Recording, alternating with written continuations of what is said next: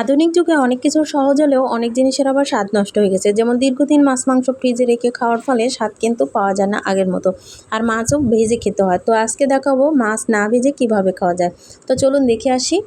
প্রথমে আমি কিছু মাছ পরিষ্কার করে ধুয়ে নিচ্ছি। এখানে দিয়েছি হলুদ গুঁড়া, মরিচ গুঁড়া, সামান্য আদা রসুন বাটা এবং অল্প সামান্য লবণ দিয়ে সুন্দর করে ম্যারিনেট করে রেখে দিব 10 থেকে 15 মিনিট আগে। এরপরে আমি কড়াইয়ে তেল দিয়েছি। তেলটা একটু গরম হয়ে আসলে পেঁয়াজ কুচি এবং কাঁচা মরিচের কুচি দিয়ে দিব। দিয়ে কিছুক্ষণ নেড়ে চেড়ে হালকা ব্রাউন কালার করে ভেজে নেব। এখানে 3টা শুকনা মরিচ দিয়েছি, চাইলে আপনারা গোটা কাঁচা মরিচ দিতে পারেন। দিয়েছি একটা তেজপাতা, আদা রসুন বাটা। এরপরে একে একে দিয়ে দিব অন্যান্য মশলা। সেগুলো হচ্ছে ধনিয়ার গুঁড়া, জিরার গুঁড়া, হলুদ গুঁড়া আর পরিমাণ মতো লবণ। যেহেতু আমি লবণ আগে দিয়েছিলাম সেহেতু আমি লবণটা একটু বুঝে শুনে দিই। সবগুলো মশলা যখন দেওয়া হয়ে যাবে তখন আমি একটু নেড়ে চেড়ে নিব। নেড়ে চেড়ে তারপরে অল্প সামান্য পানি দিয়ে দিব। দিয়ে সুন্দর করে মশলাটা কষিয়ে নিব। মশলা কষানো যত ভালো হবে মাছের তরকারিটা খেতেও তত ভালো হবে। মশলার ওপর দিয়ে যখন তেল ছেড়ে দিবে তখন বুঝতে হবে যে মশলা কষানোটা হয়ে গেছে।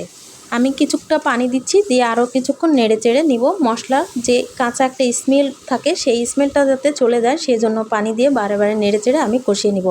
আর এখানে দিয়ে দিলাম গোটা জিরা। গোটা জিরা দিলে মাছের ঝোলের তরকারি খেতে বেশ মজা হয়। এখানে আমি আরও একটু পানি দিব, দিয়ে আরও 2 থেকে 3 মিনিট সুন্দর করে মশলাটা কষিয়ে নিব।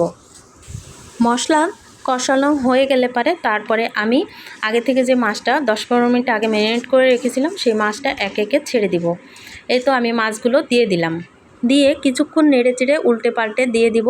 তাহলে যাতে মাছের মশলাটা সুন্দরভাবে ঢুকে যায় এবং বসে যায়। দিয়ে ঢাকনা দিয়ে ঢেকে আর কিছুক্ষণ জাল করে মাছটা সুন্দর করে আমি কষিয়ে নেব।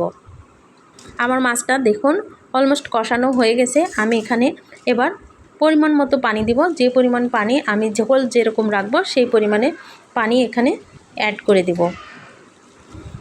বুঝতেই পাচ্ছেন আমার মাছ কষানো দেখে যে মাছটা খেতে বেশ মজা হবে। এখানে আমি পানি দিয়ে দিচ্ছি একদম যে পরিমাণে ঝোল রাখবো সেই পরিমাণে। ঝোল দেওয়ার পরে আমি এটা একদম হাই হিটে জাল করব প্রায় 10 থেকে 20 মিনিটের মতো সময়। জাল করলে যখন ঝোলটা গাঢ় হয়ে আসবে ঠিক তখনই জালটা লো করে দিব। দিয়ে আস্তে আস্তে আমার রান্নাটা কমপ্লিট করে নিব। অলমোস্ট আমার তরকারিটা প্রায় শেষের দিকে। বুঝতেই পারছেন ঝোলের রঙটা আস্তে আস্তে সুন্দর একটা গাঢ় কালার আসছে, আর দেখে বোঝা যাচ্ছে এটা কতটা মজা হবে এবং টেস্টি হবে। আমার রান্না অলমোস্ট শেষের দিকে। আমি এখন লো হিটে কিছুক্ষণ হালকা আঁচে জাল করে নিব। নিয়ে ঝোলটা গাঢ় হয়ে গেছে। সবাই ভালো থাকবেন, আর আমার রেসিপিটি যদি ভালো লাগে অবশ্যই একটা লাইক কমেন্ট করে দিবেন। তো আজকের রেসিপিটি আপনাদের কেমন লেগেছে আশা করছি আপনারা জানাতে ভুলবেন না। সবাই ভালো থাকবেন। সে পর্যন্ত আল্লাহ হাফেজ। দেখা হবে অন্য কোনো দিন অন্য রেসিপি।